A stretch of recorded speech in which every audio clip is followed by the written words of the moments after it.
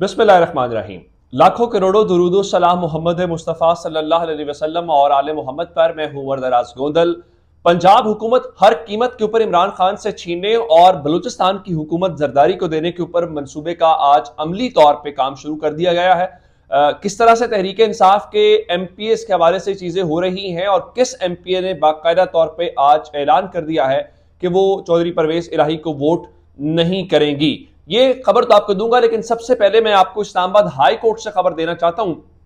Islamabad high court के अंदर आज आजम सवाती साहब की दरखास्त जमानत के ऊपर समाअत हुई।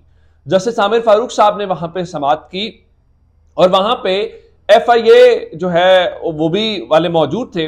तो वहां पे बड़ा सादा सा तहरीक इंसाफ के बाबर अवान साहब ने केस रखा कि जो SOPs हैं, जिस तरह से वकुआ हुआ है, किस टाइम हुआ है, कहां पे हुआ है, ये उसमें नहीं लिखा हुआ। यानी जो SOPs हैं वो तो बिल्कुल उसमें मेंशन नहीं है और SOPs इसी अदालत ने फॉलो किए हुए थे। जिसके बाद आपको याद होगा कि आजम सवाती साहब ने जेल से खत लिख के जस्टिस आमिर फारूक साहब के ऊपर अदम एतमाद का इजहार किया था और कहा था जज साहब जानिबदार हैं।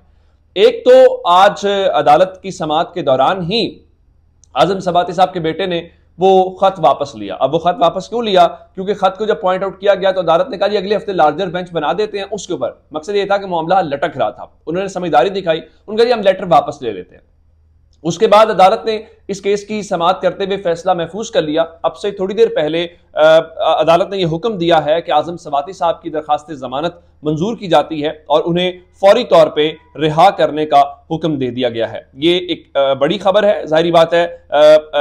ये एक खुशगवार हवा का झोंका। इसमें इंटरेस्टिंग बात यह है कि जिस शख्स के हवाले से उन्होंने जुर्म किया था या जो जुर्म उनके ऊपर मुबैना तौर पर ट्वीट्स की बुनियाद के ऊपर किया गया था, आज वो शख्स न सिर्फ रिटायर हो चुका है बल्कि वो शख्स गुमनामी में, सो कॉल्ड गुमनामी में बैठ के अपनी PR कैंपेन चलवा रहा है। लेकिन बात उसके बावजूद भी नहीं बन रही और आजम सवाती तो रिहा हो गए हैं, लेकिन जनरल बाजवा को डिफेंड करने के लिए आज कोई शख्स भी नहीं दे रहा। दूसरे नंबर के ऊपर एक और जो अच्छी खबर है वो सिंध हाई कोर्ट से खबर आई शहबाज गिल साहब के मुतालिक। आप जानते हैं जिस तरह का आजम सवाती साहब के हुआ, इसी तरह से गिल साहब के भी मुख्तलिफ केसेस बनाए गए, कुछ पंजाब के अंदर, कुछ बलूचिस्तान के अंदर और कुछ जो है वो सिंध के अंदर। तो बलूचिस्तान वालों का मसला हल हुआ और उसके बाद सिंध वाला है। तो आज सिंध हाई कोर्ट ने पुलिस को पाकिस्तान तहरीक इंसाफ के रहनुमा को कराची में दर्ज मुकदमात में गिरफ्तार करने से रोक दिया है और इल्ला माशाल्लाह उनका भी जुर्म वही है कि जी इदारों के खिलाफ उन्होंने इस किस्म की गुफ्तगू की है, तो इसलिए उनको गिरफ्तार किया जाना बहुत जरूरी है। तो बात लेकिन जारी बात है उससे बनेगी नहीं। आप इन चीजों को पब्लिक में जस्टिफाई नहीं कर सकते कि आखिर होता क्या है। अब आ जाते हैं इस बात के ऊपर कि पंजाब हुकूमत गिरानी है, हर सूरत गिरानी है और हुकूमत लेके देनी है नून लीग को, क्योंकि फिर नवाज शरीफ ने वापस आना है और नवाज शरीफ ने कह रखा है कि मैं तभी वापस आऊंगा कि जब आप पंजाब हुकूमत लेके देंगे। इमरान खान ने कल एक बात की थी और उन्होंने ये कहा था कि हमारे 3 MPs को कहा गया है कि आप एतमाद के वोट के वक्त न्यूट्रल हो जाएं, यानी आप एब्सटेन करें, गैर हाजिर हो जाएं। और जाहिर बात है परवेज इलाही नंबर पूरा नहीं कर सकेंगे तो वो वजीर आला नहीं रहेंगे। एक तो आज FIA ने, जो हुकूमत का इदारा है जो राना सनावला की मिनिस्ट्री के अंडर काम करता है, उसने खबर आई जी के मोनिस सलाई के मुबैना जो फ्रंटमैन हैं उनके खिलाफ FIA ने इंक्वायरी शुरू कर दी है। ये 3 अफराद हैं और इनके अकाउंट से मशकूक ट्रांजैक्शंस हुई हैं और इनकी गिरफ्तारी, और इसमें पंजाब असम्बली के लोग हैं जो साथ ही काम करते हैं मोनिस सलाई की कंपनी कर। मोनिस सलाई ने अब से थोड़ी देर पहले ट्वीट करके राना सनावला को मुखातिब किया और कहा राना साहब ये वही केस है जो हाई कोर्ट ने खारिज कर दिया हुआ है। PDM वालों, जब हम पंजाब में ऑपोजिशन में थे तब भी आप लोगों से नहीं डरे, कर लो जो होता है, हम इमरान खान के साथ खड़े हैं। मकसद यह है कि लाहौर हाई कोर्ट इस केस को खारिज कर चुकी है, लेकिन चूंकि प्रेशराइज करने के लिए मुख्तलिफ टैक्टिक्स हैं जो इस वक्त आजमाए जा रहे हैं। अब हुआ बुनियादी तौर पर क्या?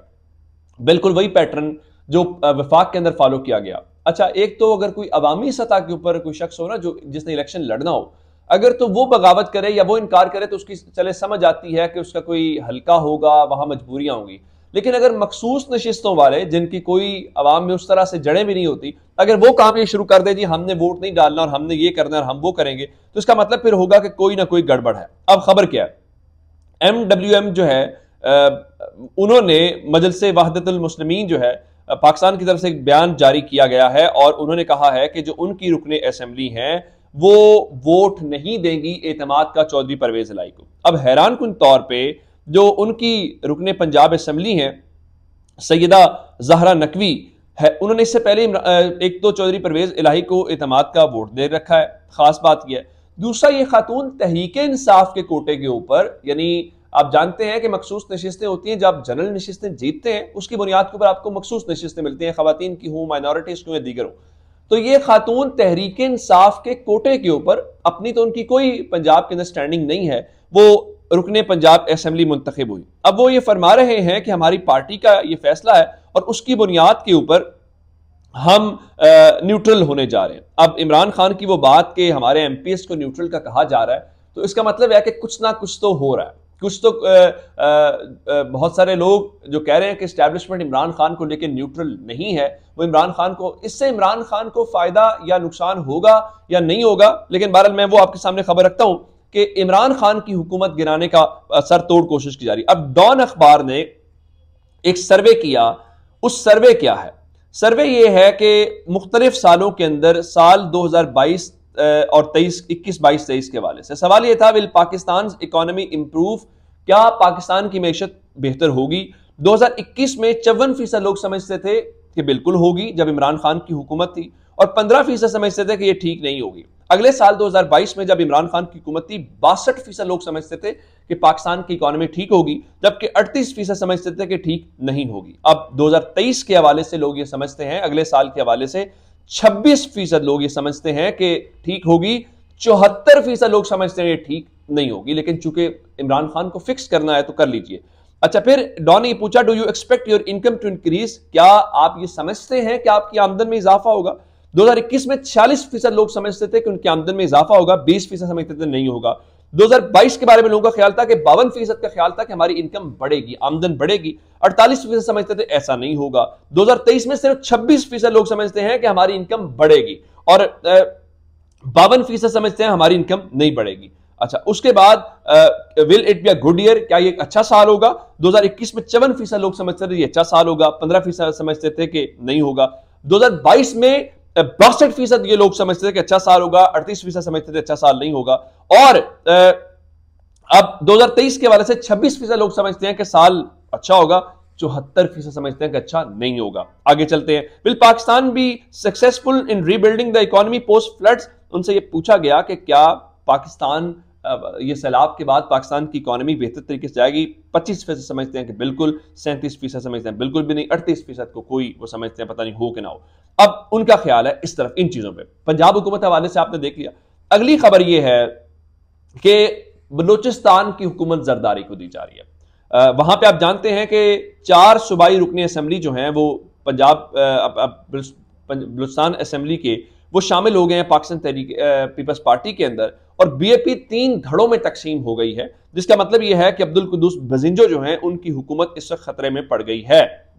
और दूसरी जानिब एमकेएम और पीपल्स पार्टी का पड्डा है, और सूरत हाल इस किस्म है कि रात को मेल मुलाकातों से बात नहीं बनी। आज शाम 7 बजे बताया यह गया है कि एक अहम जो इजलास है वो बिलावल हाउस के अंदर होने जा रहा है, जिसमें पीपल्स पार्टी और एमकेएम के इख्तलाफात हैं। खालिद मकबूल सिद्दीकी ने धमकी दी है और यहाँ से वफ्द भी जाएगा, और कोशिश ये है कि उनसे बात की जाए। और कितना संगीन मामला है कि नवाज शरीफ ने खुद से जरदारी को कॉल की है, और जरदारी को कॉल करके जो इस वक्त तहफ़्फ़ुज़ात हैं एमकेएम के वो सामने रखे, जिससे आप अंदाजा कर लें कि इस वक्त बुनियादी तौर पर नवाजने की कोशिश कीजिए जरदारी को, और दूसरी तरफ सर तोड़ कोशिश है। और बलूचिस्तान अवामी पार्टी और बलूचिस्तान में सब कुछ पॉलिटिक्स कैसे होती है, ये कोई ढका छुपा राज नहीं है। अपना बहुत सारा ख्याल रखिएगा। खुदा हाफ़िज़।